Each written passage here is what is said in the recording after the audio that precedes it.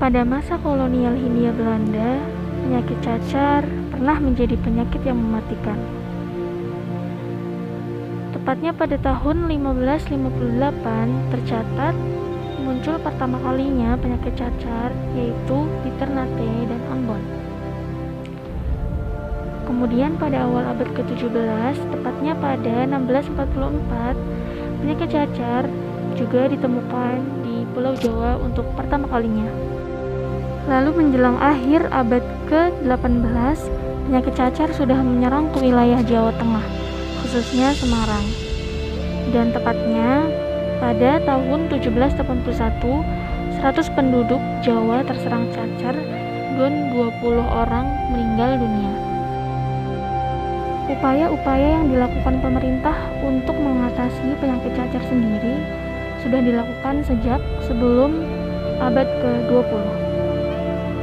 Yang pertama dilakukan variolasi, yang dimana dilakukannya penginfeksian pasien dengan virus cacar yang berkadar ringan yang akan membangun antibodi yang menghindarkan pasien dari penyakit cacar parah yang mematikan.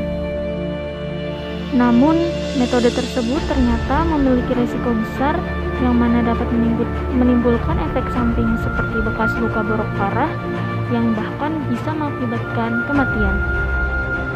Lalu akhirnya, metode variolasi dalam penanganan penyakit cacar mulai ditinggalkan dan pemerintah Hindia Belanda mulai memberlakukan vaksin cacar di Hindia Belanda, yang mana pada tahun 1804 vaksin cacar tiba di Batavia dan langsung dikirim ke wilayah-wilayah lain termasuk wilayah Jawa Tengah seperti Semarang dan Jepara, yang dimana di kedua tempat tersebut adalah tempat terparah di mana penyakit cacar mewabah. Pada tahun 1847 di Banyumas, wabah cacar tidak dapat ditangani, bahkan menewaskan buru-buru perkebunan yang akhirnya mengganggu perekonomian di Hindia Belanda.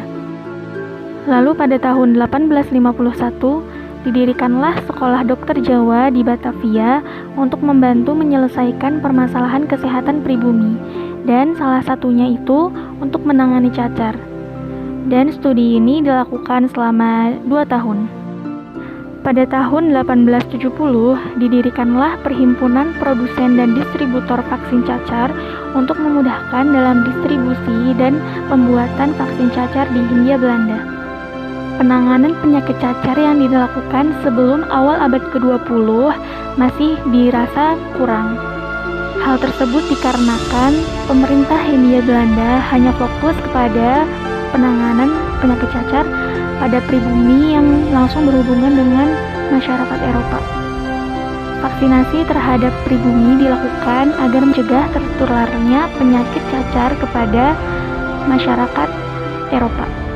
Mulai pada awal abad ke-20 lah, vaksinasi cacar dilakukan lebih merata bagi semua kalangan pribumi. Pada tahun 1910, terdapat 166 mantri cacar dan 37 calon mantri cacar yang dikerahkan untuk membantu dokter-dokter Jawa maupun dokter-dokter Eropa dalam menangani penyakit cacar yang ada di Jawa maupun luar Jawa. Pada tahun 1911, vaksinasi mulai stabil dilakukan dan menyebar merata di seluruh wilayah yang ada di Jawa. Pada tahun 1912, Dinas Kesehatan Sipil mengadakan pelatihan khusus mengenai vaksinasi yang bertujuan untuk melatih calon mantri cacar yang bertempat di Park Fascinofine.